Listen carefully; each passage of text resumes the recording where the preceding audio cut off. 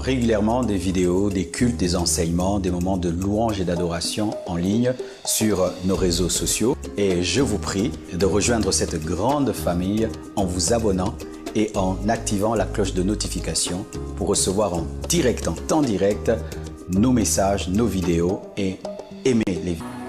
Vous êtes en train de vivre la plus belle période de votre vie. Réveillez-vous, réveillez-vous. C'est maintenant que devait servir Dieu. C'est maintenant que devait être total. C'est maintenant, c'est maintenant, c'est maintenant. Que le mépris que vous subissez dans la société ne puisse pas rogner votre image de vous-même. Que le mépris que vous subissez dans vos familles, vous rejetant lorsqu'il y a des réunions de famille et vous dites que vous n'êtes pas important. Si on te rejette dans les réunions de famille, Dieu t'appelle dans ces réunions, dans son conseil divin. Il compte sur toi, il compte sur toi, il compte sur toi, il compte sur toi. Il t'appelle vaillant guerrier, vaillant guerrier, vaillant guerrier.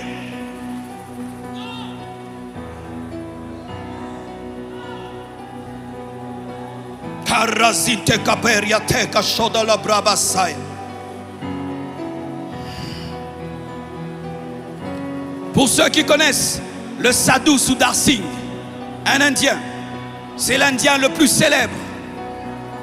Cet Indien était jeune, il avait atteint une dimension où il commençait à ressembler à Jésus. Lorsqu'il parlait, on pensait que c'était Jésus. Les gens pensaient que c'était Jésus. Il avait atteint une telle intimité avec Dieu que les lions ne le mangeaient pas, les serpents ne le mordaient pas, les animaux ne lui faisaient rien du tout. Un jeune de la même nature que toi qui a dominé la nature, dominé les fauves, dominé les serpents.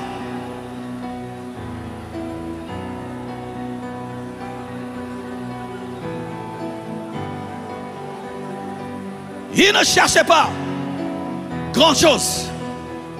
Ressembler à Jésus, incarner Jésus, manifester Jésus, jusqu'à ce qu'il pouvait prêcher. Et quelqu'un d'autre prêche, on dit non. Mais Jésus était là, on dit non. C'est Sadhu Sudar Singh qui était là. C'est pas Jésus. Il avait atteint ce niveau-là. Un jeune de la même nature que toi.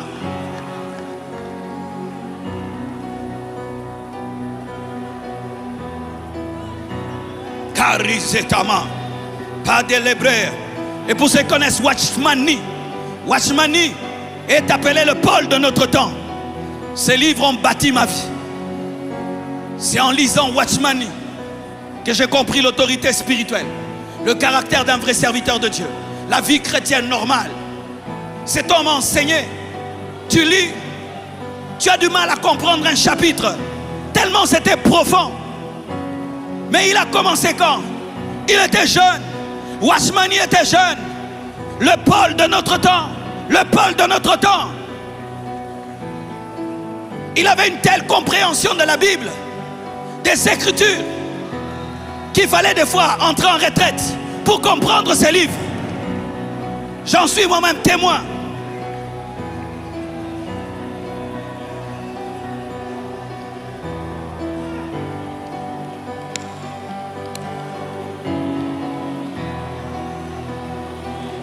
Bénin que vous connaissez, Bénin, s'est converti à l'âge de 19 ans et il a commencé son ministère à 21 ans. Bénin que vous connaissez, converti à 19 ans, lancé dans le ministère à 21 ans, à 21 ans, à 21 ans, à 21 ans. Ami du Saint-Esprit à 21 ans. Communiquant avec le Saint-Esprit à 21 ans, écoutant le Saint-Esprit à 21 ans, ouvrant les yeux des aveugles à 21 ans, faisant marcher les paralytiques à 21 ans. Un homme de la même nature que toi.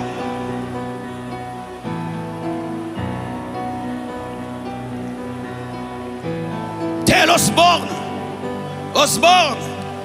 prêchait déjà à l'âge de 15 ans. Et il est devenu missionnaire en Inde à 21 ans. À 21 ans, il est allé en Inde. Il a prêché. Il n'y a pas eu de miracle. Il a échoué. Il est rentré aux États-Unis. Il a jeûné. Jésus lui est apparu. Il est rentré. Des paralytiques, des aveugles étaient guéris. Et il est devenu l'un des plus grands évangélistes internationaux. 21 ans, Osborne. Tu connais le vieux Osborne. Il n'a pas commencé vieux. Il n'a pas commencé vieux. Il n'a pas commencé vieux.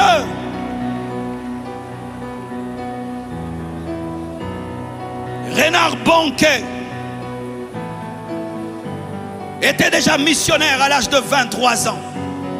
Cet homme faisait des croisades. Il a fait une croisade au Nigeria qui a atteint des millions de personnes. Il est venu au Congo, je crois, 2 ou 3 fois. Parmi ceux qui ont bouleversé le Congo, il y a Reinhard Bonnke. Mais il a commencé à quel âge? Il a commencé à quel âge? Tu es en retard. Tu es en retard. Tu es en retard. Tu es en retard. Tu es en retard. Tu es en retard. Tu es en retard. Tu es en retard. Tu es en retard. Tu es en retard.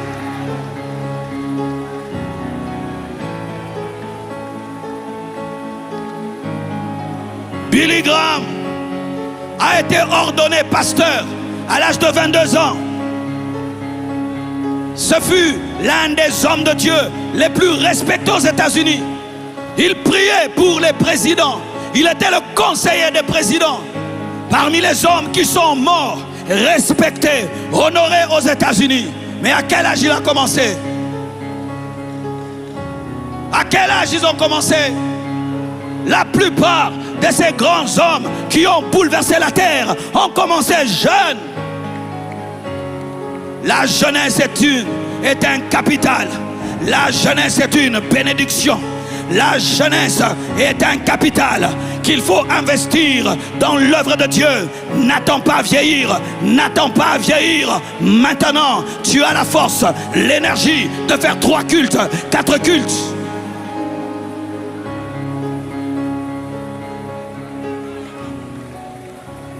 Maurice Cerullo a commencé à prêcher l'évangile à l'âge de 16 ans. Maurice Cerullo, beaucoup vous ne le connaissez pas, c'est parmi les grands qu'on a eu dans ce monde. Un homme de miracles, un homme de foi, un grand enseignant de la parole. Il est même venu au Congo ici. 16 ans. 16 ans.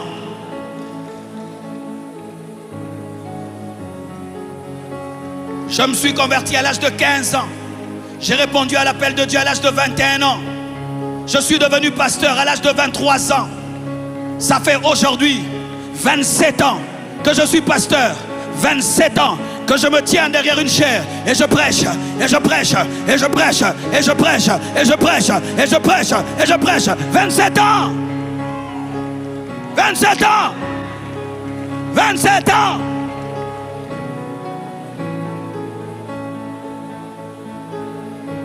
Vous pensez que si j'avais 50 ans, quand Dieu m'avait appelé, j'allais faire tout ce que j'ai fait? Avec enfants, femmes. Tu as la grâce d'être jeune. Tu es béni d'être jeune. Tu as la grâce d'être jeune. C'est pourquoi vous entendez de moins en moins des personnes âgées qui disent j'abandonne tout pour devenir serviteur de Dieu. Est-ce que vous entendez encore ça? Quelqu'un de 60 ans, de 80 ans, est-ce que vous entendez ça? Dieu va chercher où? Vous êtes la pépinière de Dieu. La pépinière de Dieu. Si je pose la question à l'homme de Dieu Axel Lévy, tu es devenu pasteur à quel âge? 23 ans. Comme moi, à 23 ans, celui qui a organisé ce programme et celui qui prêche, nous deux, à 23 ans, c'est prophétique. Que Dieu révolutionne tous ceux qui ont 23 ans ici. Que Dieu bouleverse tous ceux qui ont 23 ans ici.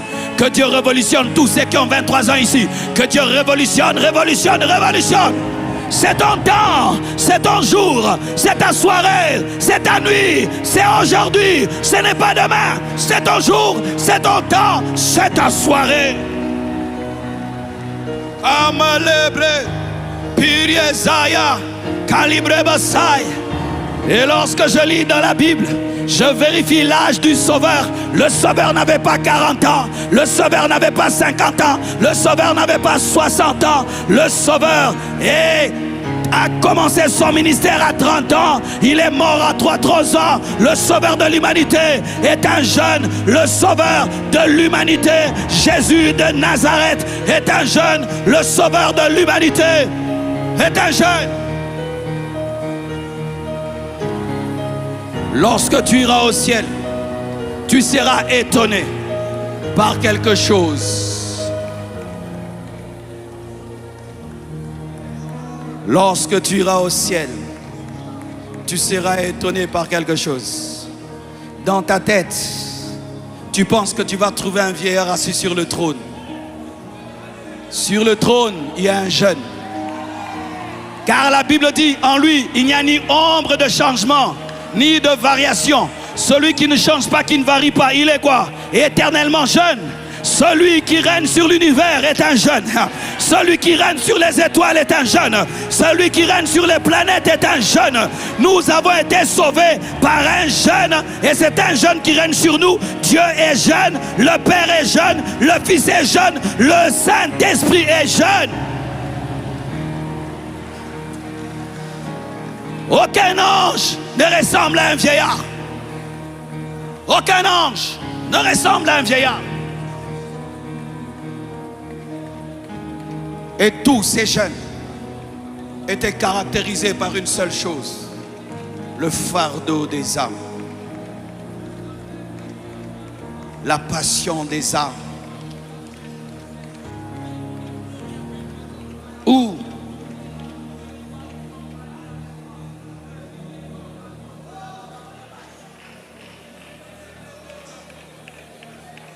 tu sens la perdition des autres comme si c'est toi qui étais perdu. Où tu sens le cœur de Dieu pour les hommes vers qui tu vas. De sorte que toute ta vie devient fade si tu ne réponds pas à l'appel de Dieu.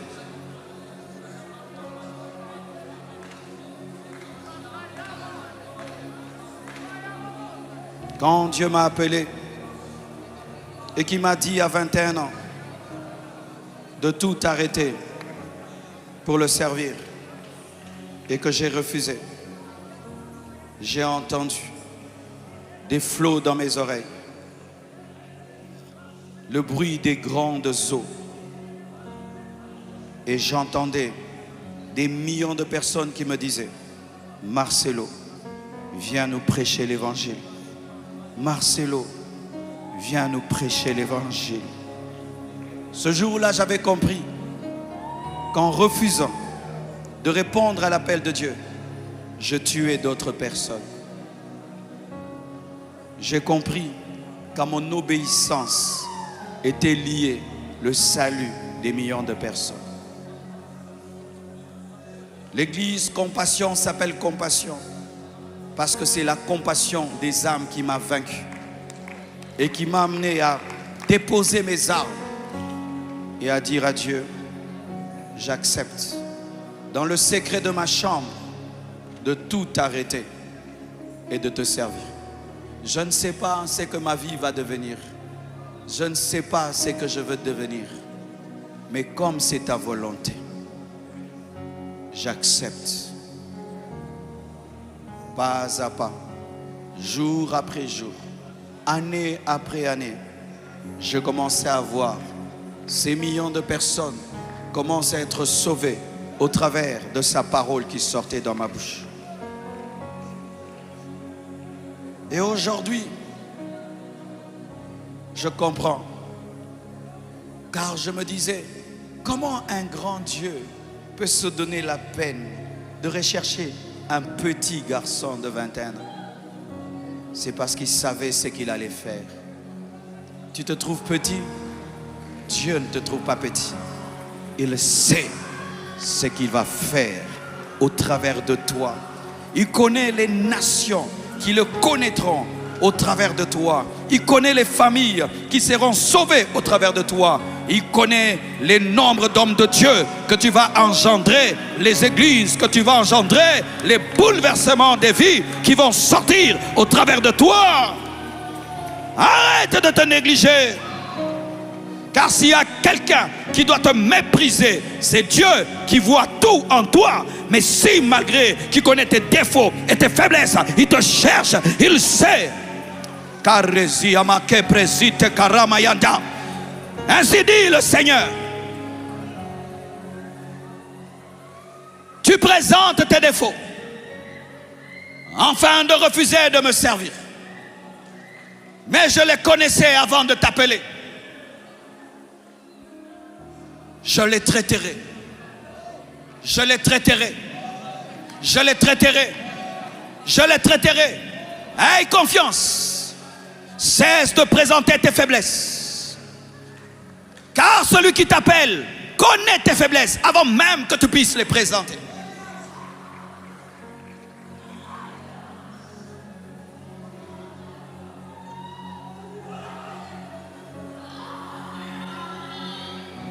Jamais un vrai appelé n'a le bonheur en dehors de son mandat. Tu peux devenir milliardaire, tu peux devenir célèbre, mais tant que tu n'as pas répondu à l'appel de Dieu, tu ne seras jamais heureux. Le bonheur d'un appelé, c'est ce que je sens là. C'est plus qu'une maison, c'est plus qu'une voiture. Être en train de faire ce à quoi je suis appelé.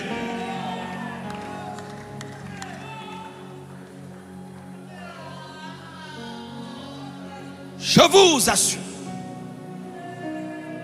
si au sortir de ces 2 jours, il n'y a pas que des hommes qui disent c'était bien, mais il y a des hommes qui répondent à l'appel. Pas l'appel à l'argent, pas l'appel à la gloire, pas l'appel à la célébrité, l'appel à sauver les âmes. Vous irez dans les universités et vous prêcherez. Vous irez dans les hôpitaux et vous prêcherez. Vous irez dans les coins de rue et vous prêcherez. Vous bouleverserez ce pays.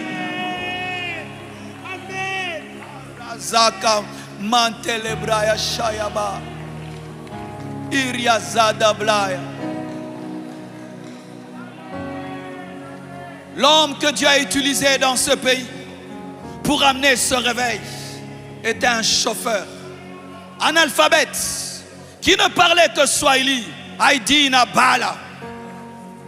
Dieu a cherché parmi les érudits, n'a pas trouvé.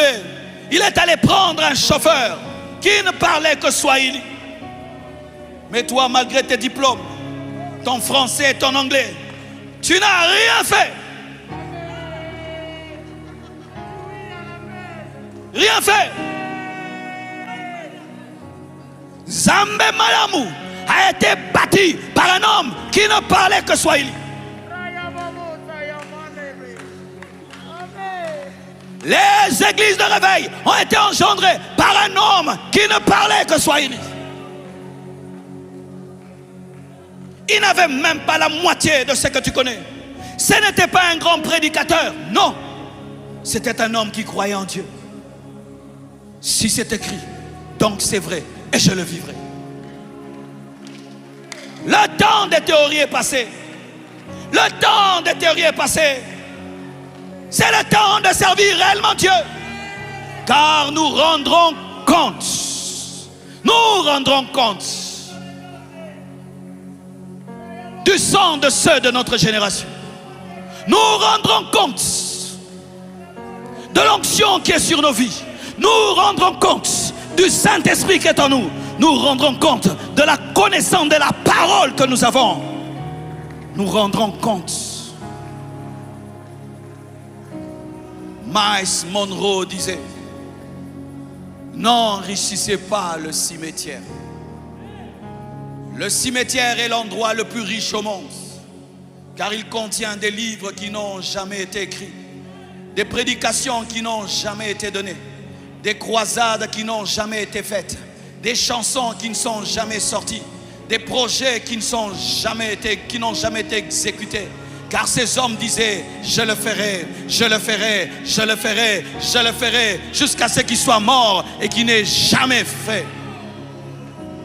Mourez vide et en libérez tout le potentiel que Dieu vous a donné. mourrait vite. Comme Jésus a dit, tout est accompli.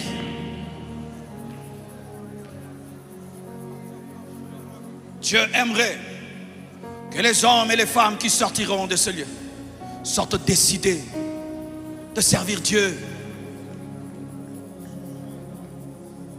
Avec tous les jeunes qui sont à Kinshasa, il fallait que vous soyez jusque dehors là-bas. Jusque dehors là-bas. Mais chacun vient pour lui, pour écouter la parole pour lui et se plaire à lui. Pensez-vous que si nous avions gardé la parole pour nous, vous serez là?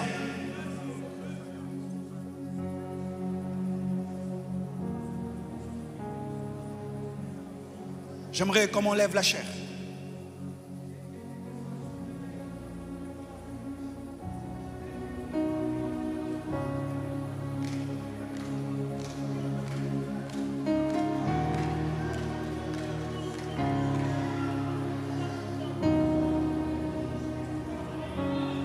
Fall again.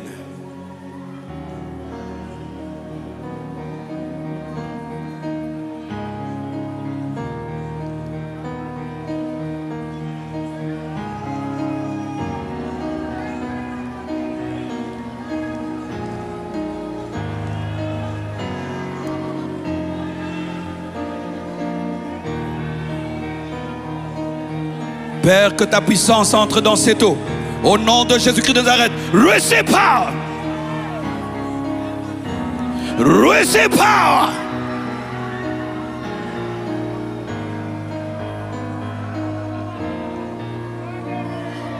Nous sommes debout.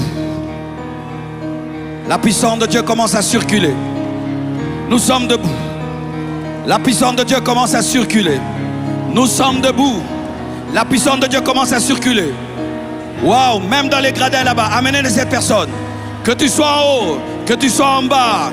Je suis venu pour activer les aigles. Je suis venu pour réveiller les aigles. Je suis venu pour réveiller les appelés de Dieu. Si tu es concerné par cette prédication, là où tu es, la main de Dieu va te chercher. La main de Dieu va te trouver. Que tu sois devant, que tu sois au milieu, que tu sois derrière, que tu sois en haut, que tu me suives à la télévision. Que la main de Dieu te cherche et te trouve. Que la main de Dieu te cherche et te trouve. Que la main de Dieu te cherche et te trouve.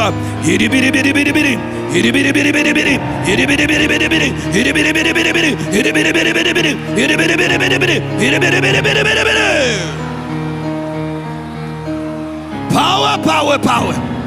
Power, power, power. Là où tu es, reçois le manteau de l'appel. Là où tu es, reçois le manteau de l'appel. Là où tu es, reçois le manteau de l'appel. Là où tu es, reçois le manteau de l'appel. Là où tu es, reçois le manteau. Power, power, power, power.